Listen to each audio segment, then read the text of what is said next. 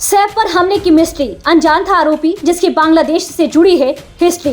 सैफ पर हुए हमले की इनसाइड स्टोरी, आरोपी को घर के बारे में जानकारी थी अधूरी।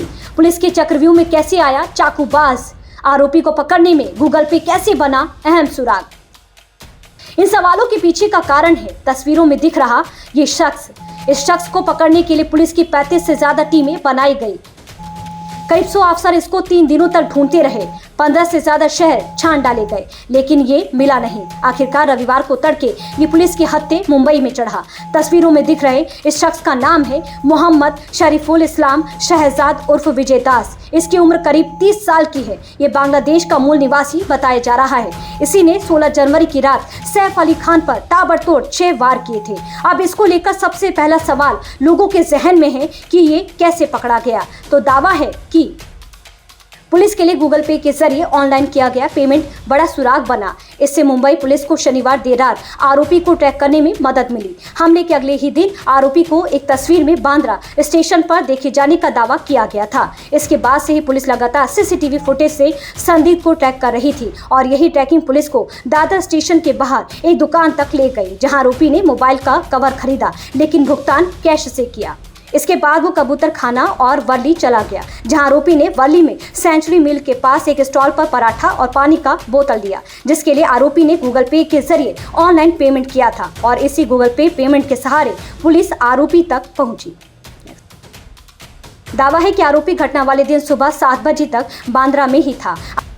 आरोपी बांद्रा पश्चिम में पटवर्धन गार्डन के पास एक बस स्टॉप पर सोया रहा। आरोपी को पहले ये बात पता नहीं थी कि उसने एक्टर सैफ अली खान पर हमला किया है। टीवी पर चढ़ रही खबरों और सोशल मीडिया पर घटना से जुड़ी पोस्ट देखने के बाद ही आरोपी को पता चला कि उसने एक बॉलीवुड अभिनेता पर हमला किया है। जब इस बात की आरोपी को भनक लगी कि उसने किस पर हमला किया है तो छिपने के लिए वो भागने लगा। आरोपी हिरानंदानी एस्टेट में एक कंस्ट्रक्शन साइट पर घनी कंटीली झाड़ियों में जाकर छिप गया था। जंगल के अंदर झाड़ियों में छिपने की वजह से आरोपी को ढूंढने में दिक्कत हो रही थी। ऐसे में टॉर्च और मोबाइल टॉर्च तक का सहारा लेना पड़ा और आरोपी को चारों तरफ से झाड़ियों में क्राइम ब्रांच और पुलिस ने घेर लिया, जिसके बाद कंटीली झाड़ियों में से उसे गिरफ्तार किया गया। अब आपके मन में इसको लेकर कई सवाल भी आ रहे होंगे कि आखिर पुलिस इस साइट तक कैसे पहुंची और इसके पीछे की कहानी भी दिलचस्प है। पुलिस की मानी तो सैफ पर हमले से पहले आरोपी शरीफुल इस्लाम शहजाद का कोई क्रिमिनल रिकॉर्ड भी नहीं है, इसीलिए उसको दबोचने के लिए पुलिस को काफी सर्विलांस करनी पड़ी। पुलिस ने कई सीसीटीवी कैमरों के फुटेज खंगाले। हमले से पहले और बाद के कई वीडियो की पड़ताल की गई। उसी में से एक 9 जनवरी का वीडियो शातिर का सुराग दे गया। आरोपी 9 जनवरी को बांद्रा रेलवे स्टेशन के पास एक बाइक से पहुंचा था।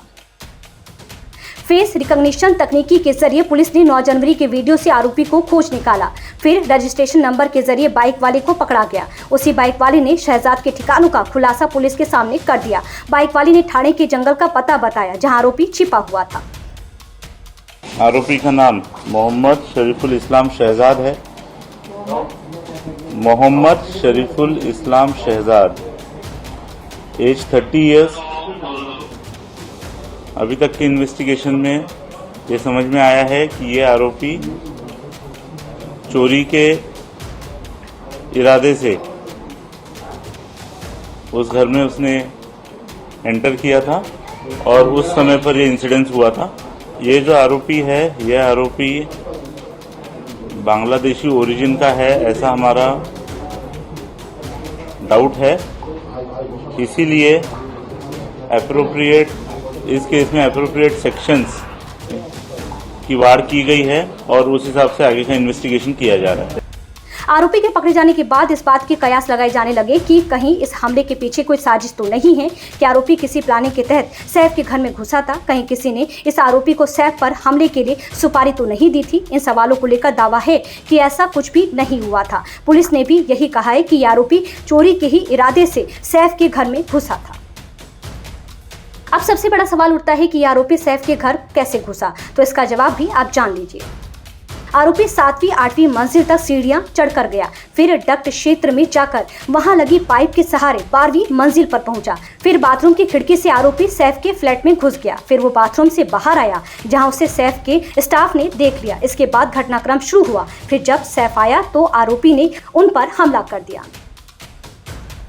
सैफ पर हमला करने वाली ये आरोपी चाकूबाज भारतीय नहीं बांग्लादेशी है। इस बात की पुष्टि पुलिस ने कर दी है। ये आरोपी पिछले करीब 5-6 महीने से मुंबई में रह रहा था और नाम बदलकर ठाणे के हीरानंदानी एस्टेट में ब्लाबर नाम के एक होटल में काम भी करता था। आरोपी जिस होटल में पहले काम करता था, दावा है कि उसी होटल में उसे एक समय बेस्ट एम्प्लॉय का अवार्ड भी दिया गया था, लेकिन बाद में उसने काम छोड़ दिया। फिलहाल आरोपी को 5 दिनों की पुलिस हिरासत में भेज दिया गया है और कोर्ट ने अंतर्राष्ट्रीय साजिश से संबंधित दलील को भी खारिज नहीं किया है। यानी किसी अंतर्राष्ट्रीय साजिश को कोर्ट ने अभी नकारा नहीं है। अब पुलिस आरोपी की कस्टडी के बाद कोर्ट में क्या जवाब देती है, ये देखने वाली बात है।